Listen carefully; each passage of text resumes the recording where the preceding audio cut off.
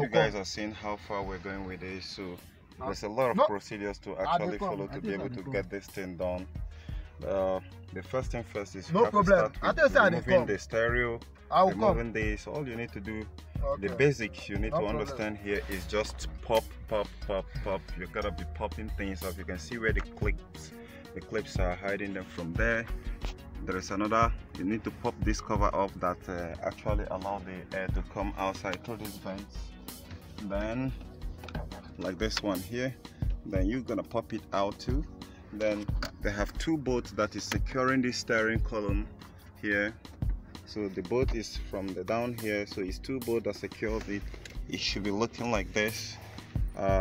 You should figure that out. I think that should be like it should be like a T20, so two of them. When you get it, then you have to take this one off first, then you have to push the steering down by unlocking this steering here. You push it down, then get the one over here down. Then when you're done, the dashboard has two bolts that secured it here and as much as the passenger side. And when you're loosening it, you're going to be focusing to remove this wire that connects the speaker. Then the odometer is secured by this odometer speed clock gauge here. It's secured by this wiring harness that you can see here, the white wiring harness. You know how to pop it up. You can just push this thing down here like you see it here. You can push it down and press it, all right, and it's gonna get it out. So when you get it out, it's secured by 4 bolts that hold it in place. When you get those 4 bolts out, they're also secured by, I think, T22. You should figure that out if it is not T20. I really don't have time to cover this, but I just have to show you guys the steps we're taking. So when you're done, it has 10 bolts, one here, one here, one here, and another one down here that is actually holding it in place. So you have to lose those 10 bolts. 10 millimeters, sorry, it's actually 5. You can see them down here. This one. Okay, also going to be losing this 10 bolts, which is somewhere down here. Let me show you. And please, the main important thing here is you should know exactly how you removed it while you are doing that, because if you don't know how to put it back in the same place, I don't recommend you do it. This is a very, very tedious job, and we do charge we do charge high, but it's not up to even $1,000 to get this job done. You know, labor can be sometimes very, very extremely low and cheap in Nigeria. Because a lot of them, they like driving cars, but they don't want to spend on the mechanics that fix them, aside the disrespect that goes with it. Okay, so we're gonna be taking you guys on. You can see the dashboard, we remove it, and it's somewhere down here resting perfectly. So, and some other things that we've gotten out of the way, like the center console. Now let me give you a quick corner. Center console, you need to remove the 2 10 bolts that hold it in place here. And when you remove it, they have another one that secured it in place. When you get this one loosed up, before pushing it out, you have the USB cable. Okay, you have a USB cable that is plugged in, that is somewhere around here. So you need to pop this clip to be able to get it removed. You need to find something and pierce it here. And this one here, you need to push this clip here. You need to push it in order to draw it down. Then you slack it backward. When you slack it backward, then you get to another center console that is here. You need to put the ignition on. When you put the ignition on and press the brake in order to be able to put this one back. But remember that you have to remove the battery head terminal while doing this job. So you slack this to the neutral side before you can be able to slide that out. And when you slide that out, you can continue. Now you lose this thing. No. That is, they don't drop this dashboard before. That is true. Okay, so you can see we're going through the process. We still have like a 12 millimeter that is here that we're going to be losing out. So when we take that out, then I'll show you how it goes. Then if you want to keep up, you can keep up where we tell you details. iPhone 7. Give you details. Okay. They keep on relay. The relay of that, the thermostat relay where they control that AC. That's where they did for that 406. Okay. Resistor blower resistor. Okay, guys, so you can see, and I would say that the 301 is pretty much simpler. I think that is a very good thing on the Peugeot side, that as the technology advances, they try to make things much more simpler compared to 406 and 407 that we've been losing the dashboard before. So in this case here, gonna be showing you guys more things that you want to be focusing on. Now, like I said, on the basics, you have to like removing the radio, you just have to find a ply thing, like a flat screwdriver. Be careful not to have anything to push it somewhere here, and drag it a little bit, just add some force to it in order to get the stereo out. Now, every other thing that you're seeing right here, you're just pretty much gonna be popping things up. Now, when this one was here previously, you can be able to tell that there are rugged screws that are holding this in place, as much as here.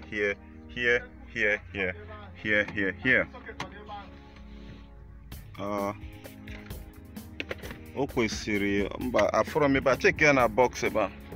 Okay, so guys, this is how we're going about it, and we are not yet done, because the goal is actually to assess the evaporator that is somewhere down here, and we're going to be taking down the frames like he's losing it. Okay, we're going to be loosening the frame down as much as we're going to be losing this 12, like I told you before, so that this terrain can be able to give us chance and get down a little bit. We can get it out of the way before we can proceed further. And the way I'm actually looking at it, this very plastic here can't get off without the steering, so we are probably going to be losing the steering, so which means we're going to be putting back the battery head that we have removed before while we do so. So in order to be able to get this steering off, so that this rubber here can actually get out of the way, so we can be able to assess the frame that's actually holding these whole things in place before getting to this box here where the evaporator is being hidden. Okay, guys, I'll keep you guys posted.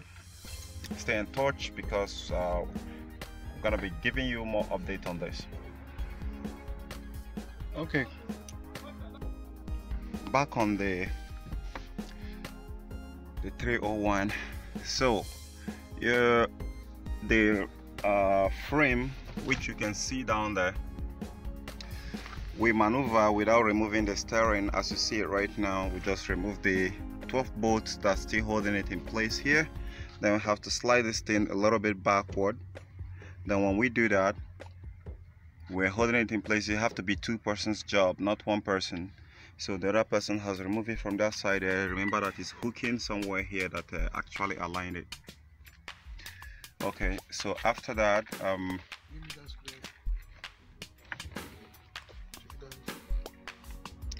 okay, so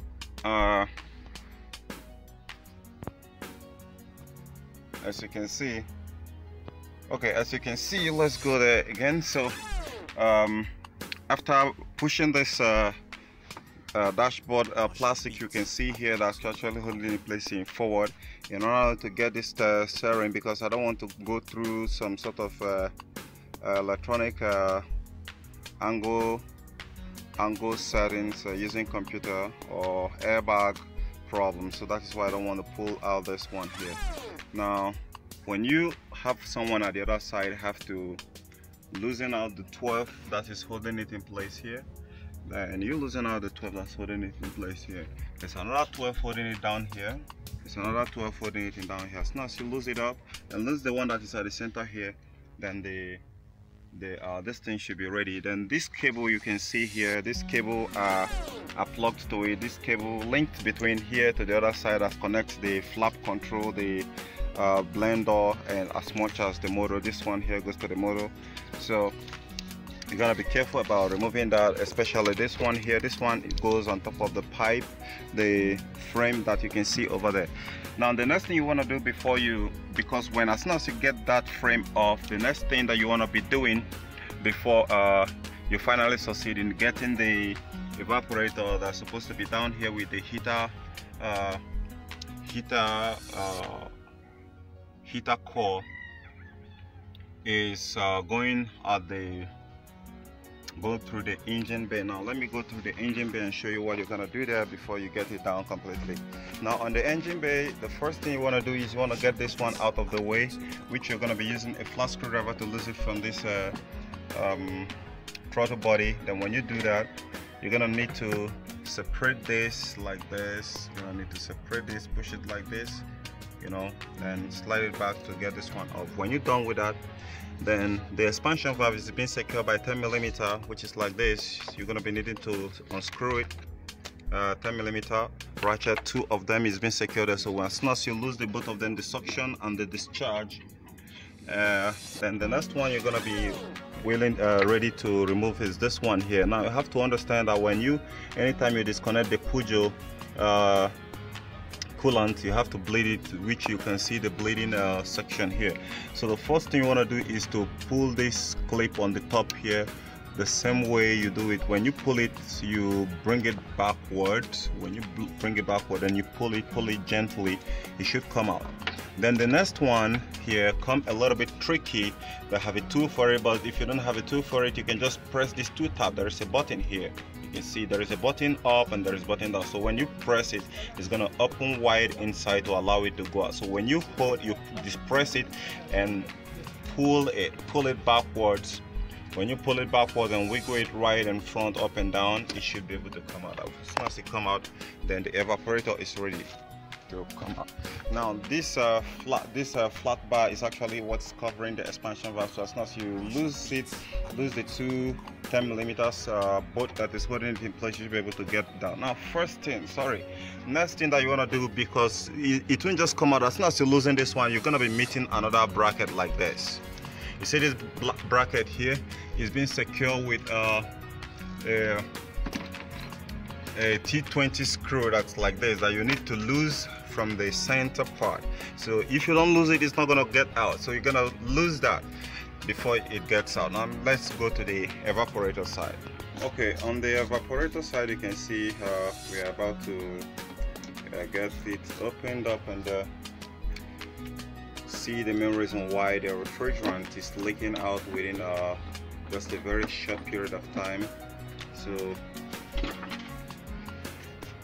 I'm gonna keep you posted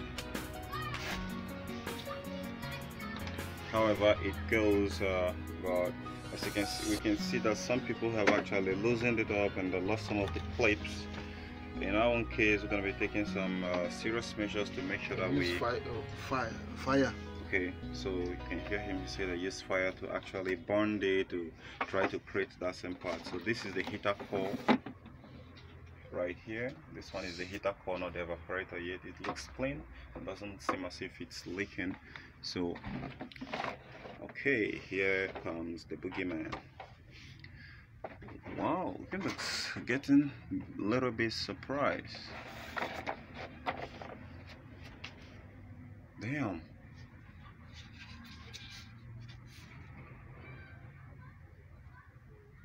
This is incredibly terrible. So where could the leak be coming from? We've just loosened this thing down and there isn't any sign of oil trace. Everything looks very dry. So here is the tricky part. This thing looks very, very terrible. What we need actually to know exactly why it leaks. Now, I do hear some hissing noise when we get the refrigerant running inside. So where could the leak possibly be? That's the question. Could it be from the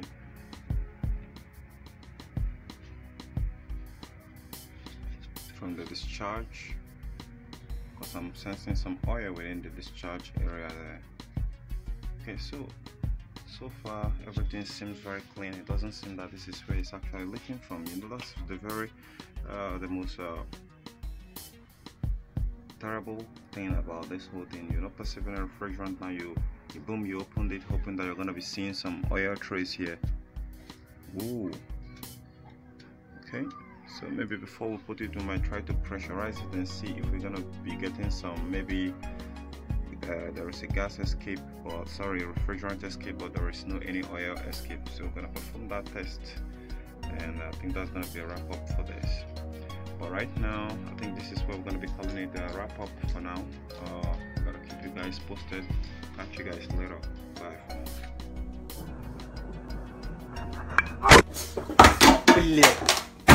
It's all your fault.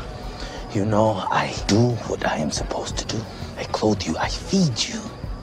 And yet your incompetence infuriates me. Sir, I'm your bodyguard, not your servant. Hey! You are what I say you are! Oh, God. Sorry, sir. You got a fly on your face. What?